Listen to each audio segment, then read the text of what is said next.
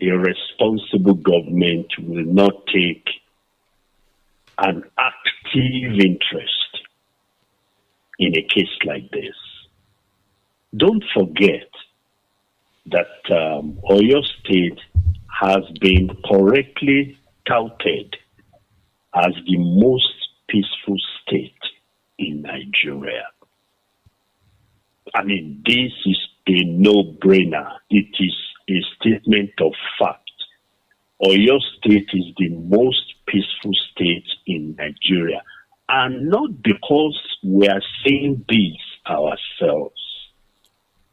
Even the Commissioner of Police said it to me and therefore to the public 4 days ago when I paid, as the Commissioner for Information, I paid him a fact-finding courtesy call. I'll send the report to you after this. I appreciate okay? That. So he attested to this. The garrison commander of 2 divisions in Ibadan here, General Muazu, equally said so categorically on tape in January when His Excellency distributed 100 security vehicles to the security architecture in Oyo State. So we can only take active interest in this. Up till 11 p.m. yesterday, I was in constant touch with the Commissioner of Police of Oyo State, Dr. Bola Hamzat, and the update is that there were 17 initially, but now 20 arrests have been made, and they are talking. To find Not out. only that, it's been confirmed that over 700 live cartridges, including 7 awesome, what they call pump machine guns, were found in their custody. That this is a very awesome arsenal for ordinary people to gather together. Why would they bring such firepower to the Secretariat, the seat of government, and to the House of Assembly, the seat of our legislature? So, to cut a long story short, the CP told me, and again, this should be well known to everybody, and the state government is in total harmony with them, that this is a classic case of treasonable felony. And the repercussion. It is an act of terrorism. This is Yoruba land. They were probably trying to make a statement by coming to the Oyo State House of Assembly first, because we all know anyway that Oyo State and Ibadan particularly is the political capital of the Southwest. So that was probably their reason for coming here first. But they got it all wrong. We are Yorubas, and Oniba Kishe.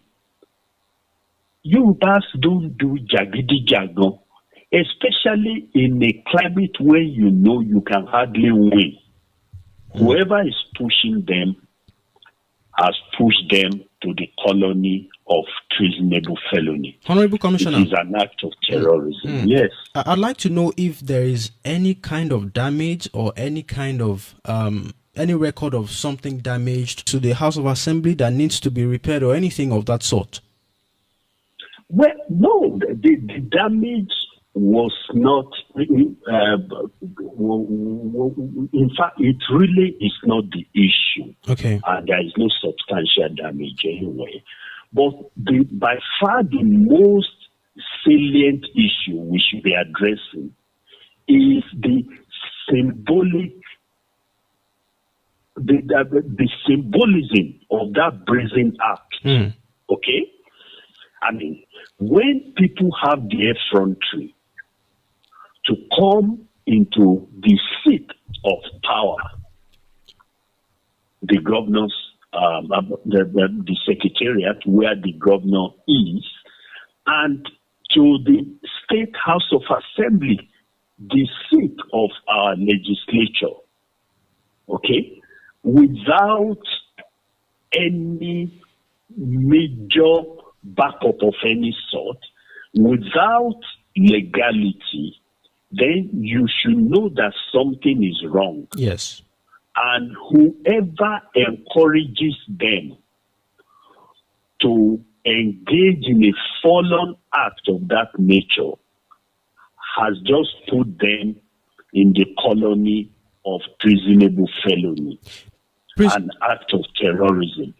The implication is very, very clear. Yeah, and we're looking forward to what the police... But government has to do what government has to do. Honorable Commissioner, and you will have... sorry to cut in. I have two questions in one now. There are some insinuations that the Oyo State Government Secretariat maybe is a little too accessible from the gate. You don't know if the person is going to another office. And there is some... the cluster is maybe too accessible to anybody. We don't know how these people came in. We'll get some more investigation about that. But is government going to make a move regarding the accessibility of the government secretariat? And also, there is a pattern here. These so-called agitators were at a radio station in Ibadan, Amuludu FM, some months ago, and they were also quickly overpowered. Is there an action from the government that would discourage a recurrence of this kind of brazen, audacious attack? That won't be necessary. Yes, to the extent that the security architecture surrounding government facilities will have to be on more alert than ever before. But, if you expect Governor Seyi Makinde to build a concrete around the government, the governor's office or the secretariat, no, that won't happen. This is a democratic dispensation. And he will rather people swarm around him. People should have unhindered access to their property. The governor's office, the legislature, the House of Assembly, they are the properties of the people because the people in there were elected by them. So that is not going to happen. We'll keep on having the free flow and open door policy that we have. If you look at it, even in the outside world, Pennsylvania Avenue, which is where the White House resides, people pass there. And take vehicles, pictures. commuters, they pass very near the place. So, we are not going to do that. But the important thing here is that a certain set of people in the minority has engaged in a failed enterprise.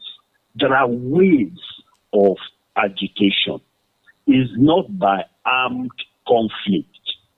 They probably have read too much of the Adakaboro era. That was in the old River State, where Adakaboro, a former student, an undergraduate of University of Nsukka, went on a rampage. And you saw what happened in the end. We are not saying people shouldn't agitate, but it has to be lawful. This one is out of range of legality and legitimacy. All right. And because it borders on treasonable felony, I'm afraid it has to be dealt the with. law will have to take its course. And those behind the gambit will have to face the music. Thank you very much and have a lovely week. Thank you. I appreciate your time here, Prince Dotun Oyelade. Yes. Ẹ mi kí àwọn èèyàn wa lọ́yọ̀ọ́ o. Gbogbo àwọn ará Ọ̀yọ́ ń gbọ́ o. Gbogbo àwọn ará Ọ̀yọ́ ń gbọ́. Thank you very much for your time on the program.